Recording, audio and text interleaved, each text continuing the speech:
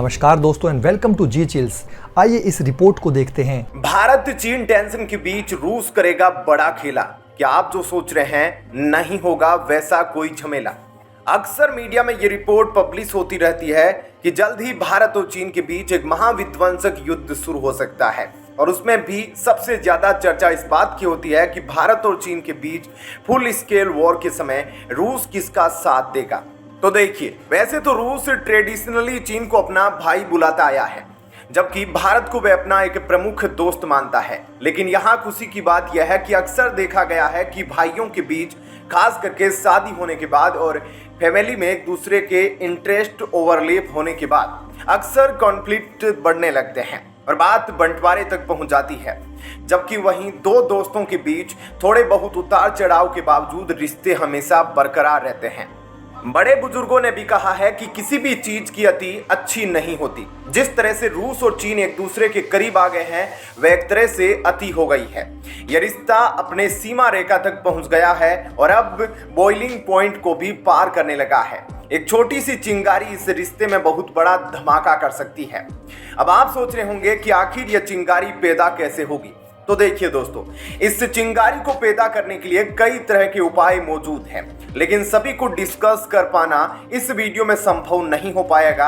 अगर आप इस पर विस्तार से जानना चाहते हैं तो नीचे कमेंट में बताएं, हम उस विषय पर आगे वीडियो बनाते रहेंगे। हालांकि हम आपको एक बेहद महत्वपूर्ण और शानदार चिंगारी के बारे में बताने जा रहे हैं, जिसका नाम सेंट्रल एशिया है।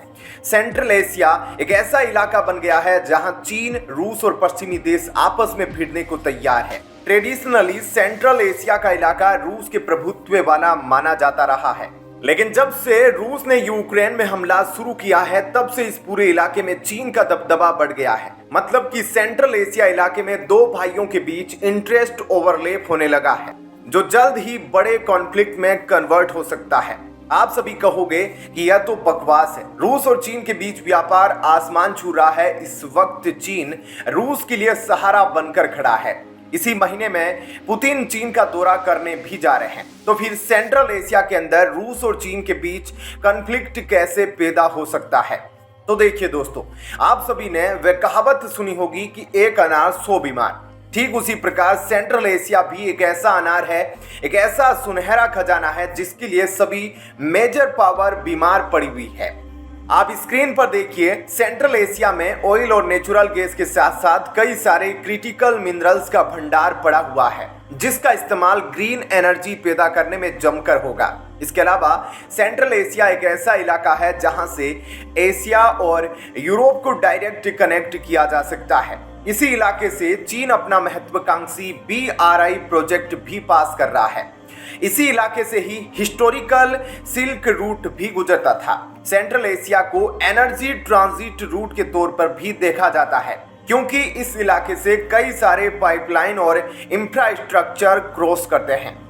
सेंट्रल एशियाई देशों की इकोनॉमी तेजी से ग्रो कर रही है, इसलिए यहाँ बहुत बढ़िया मार्केट अपॉर्चुनिटी भी दिखती है।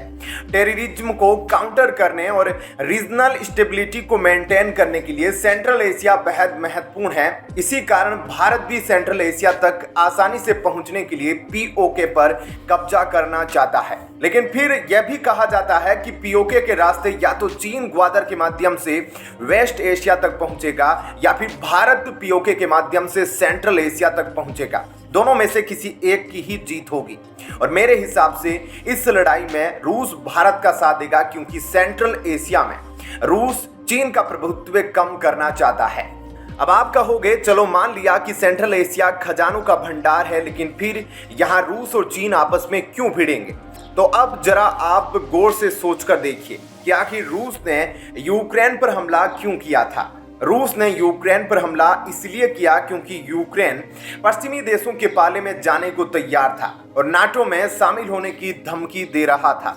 मतलब कि यूक्रेन सीधे तौर पर उस इलाके में रूस के डोमिनेंस को चुनौती दे रहा था। जियोपॉलिटिक्स में इन्फ्लुएंस और डोमिनेंस का बहुत बड़ा रोल होता है। अपने इन्फ्लुएंस के कारण ही अमेरिका आज सुपर पावर बना हुआ है, इसीलिए रूस भी अपने पुराने इलाकों पर इन्फ्लुएंस बनाकर रखना चाहता है। लेकिन जिस प्रकार यूक्रेन पश्चिमी देशों की तरफ झुकाव करने लगा, ठीक उसी प्रकार सेंट्रल एशियाई देश भी चीन की तरफ झुकाव करने लगे हैं। यूक्रेन समेत सेंट्रल एशियाई देश पहले सोवियत यूनियन का हिस्सा हुआ करते थे। यूएसएसआर से आजादी मिलने के बावजूद इन देशों पर रूस का प्रभुत्व बरकरार था, लेकिन अब सेंट्रल एशिया में चीन रूस को कड़ी टक्कर दे रहा है और उसके लिए चैलेंज बनकर पैदा हो गया है। अगर कोई भी सेंट्रल एशियाई देश इधर से उधर पाला बदलेगा या शिफ्ट करेगा तो फिर इस रीजन में कॉन्फ्लिक्ट शुरू हो जाएंगे, जैसा कि हमें यूक्रेन में देखने को मिला है। यह माना जाता रहा है कि पुतिन की नजर यूक्रेन के बाद सेंट्रल एशिया के सबसे बड़े देश कजाकिस्तान पर टिकी है, क्योंकि कजाकिस्तान भी यूक्रेन की तरह अमेरिका की तरफ कदम बढ़ा रहा है। रूस को अच्छे से पता है कि सेंट्रल एशिया समेत कई देशों में चीन उसके लिए खतरा पैदा कर सकता है, क्योंकि अब रूस पश्चिम से हटकर पूरब की तरफ अपना मार्केट फैलाना चाह रहा है। इसलिए वह भारत को अब केवल दोस्त नहीं बल्कि सोलमेट कहकर पुकार रहा है। रूस को पूरा यकीन है कि लॉन्ग टर्म में चीन को काउंटर करने के लिए भारत उसका साथ दे सकता है। हालांकि रूस इस वक्त यूक्रेन में बिजी है और उसका टॉप प्रायोरिटी अमेरिका को काउंटर करना है, इसलिए वह भारत और चीन के बीच सुलह कराना चाहता है।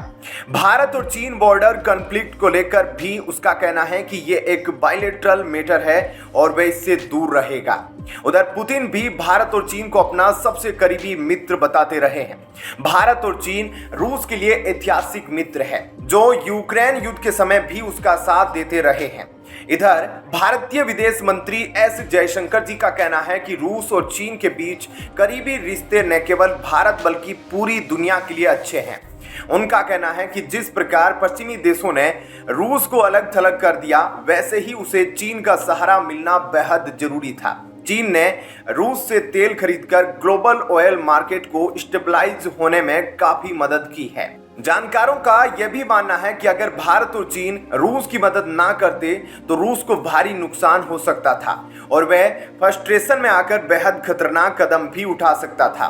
इस पूरे विश्लेषण पर आप अपनी राय नीचे कमेंट में लिखें, साथ ही हमें अगला टॉपिक सजेस्ट करें। धन्यवाद।